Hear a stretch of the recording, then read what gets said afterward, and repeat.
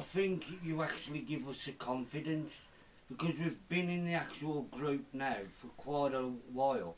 It's like having somebody, it's like having a big mum, like having somebody to turn to, you know what I mean?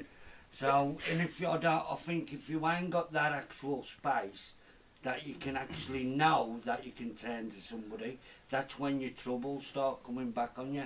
And if you can front it every day of the week with outside problems and you've got no one to talk to, like you said, your good self, Jerry, I think we wouldn't have lasted this long. And with the actual opportunities you give with, like how you started the group off talking about our exercises and what we like to do and stuff like that, you've brought it out on us, sort of thing. So I'd just like to say thank you very much, and now I'm getting right. People do need somebody they can trust. Exactly. Because there are situations in this, in the way the community goes today, there's not many people you can turn to and trust. Sometimes these forms that I get from the DHSS can overwhelm me. Well, they are overwhelming. You know what I mean? Yeah. Proper overwhelming. Overwhelming. And then if I didn't Because actually... I remember you saying once, some time ago, that if we weren't working on these forms together, you wouldn't bother doing it properly. I would have went like that. I remember and you said, saying that's that. It, and look what I would have had to lose. I mean, I've got all my flat, my own apartments and stuff like that. So you and wouldn't have been able that to... attitude in life that I can't do it and I want to tear it up, sort of thing. But I haven't got that attitude, because I know, like, that I've always got, and it seems like I'm being idle to myself, but I do try and actually do these forms like now. You try and do things properly now, don't you? Exactly. Keeps me level-headed while I'm here. You know, it takes my mind off things. Yeah. And like we were back to say, we're in a nice little group here, we can trust each other. I think what you do is fight. You know, it's really good, because all of us struggle with our education. Definitely. And if it wasn't for people like yourself, i.e. Jerry, you know, we wouldn't be able to cope with this paperwork. We wouldn't be able to cope to. Even it comes down to personal problems, because I've talked about my personal problems really. In the long run, hang wallpaper. In the long run, though, if people like Jerry Neither can weren't I.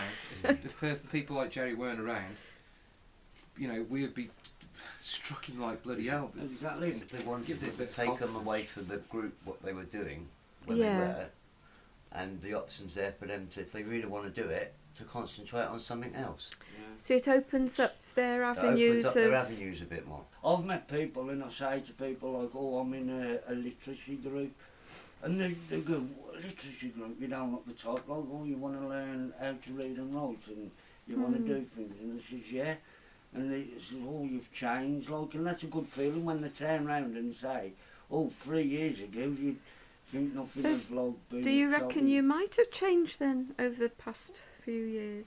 Definitely, like, and I know if this group ends, Thanks. I know I'd just go back to how I was, but hopefully, touch wood, it don't. So it's still a bit fragile then, isn't it? Very, yeah, you know what I mean.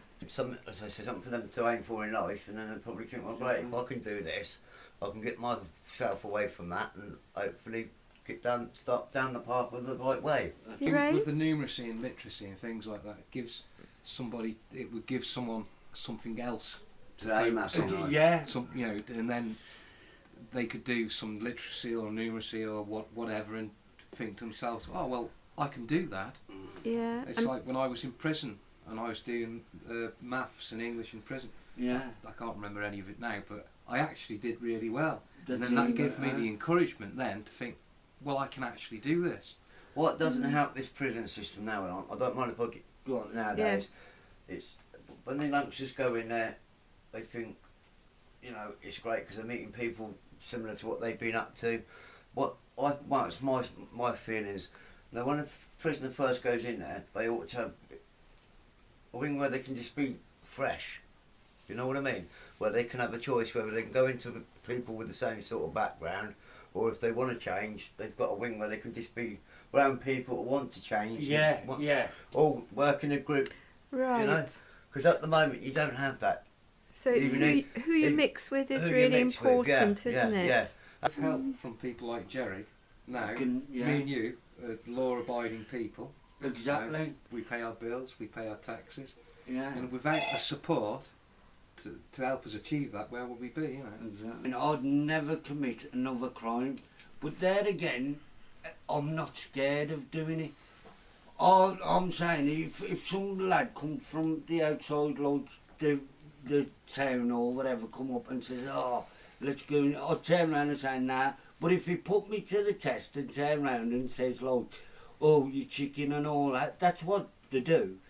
They try and say, oh, you're a wimp and all that. And aren't you strong enough to say no? Yeah, I'm strong enough to say I am now. But it's taken a while, isn't it? It's took a while to actually get that confidence, turn around and say, well, if you want to do that, you're just a fool to yourself. So you're fairly certain that you haven't got those longings to do that me now? Personally, I've got too much to lose now. I'd be a fool. Because you've done this assertiveness course, haven't you? Yeah.